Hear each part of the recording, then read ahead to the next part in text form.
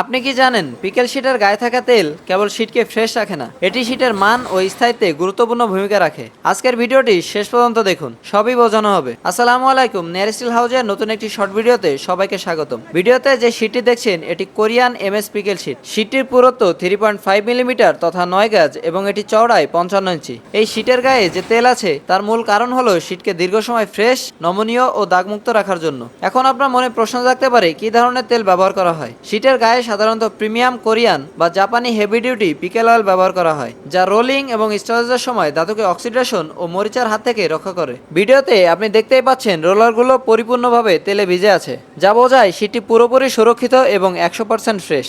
যে কোনো ফেব্রিকেশন বা কাঠামোগত কাজে এই শিট ব্যবহার করলে উচ্চমানের ফিনিশিং পাওয়া যায়। শিটের গায়ে থাকা এই তেল আপনি কাপড় দিয়ে একটু মোছা দিলেই এর আসল এবং পূর্ণাঙ্গ রূপ বের হবে। শিটের দাম সম্পর্কে বিস্তারিত জানতে এবং অর্ডার করতে স্ক্রিনে থাকা নাম্বারে ফোন দিন।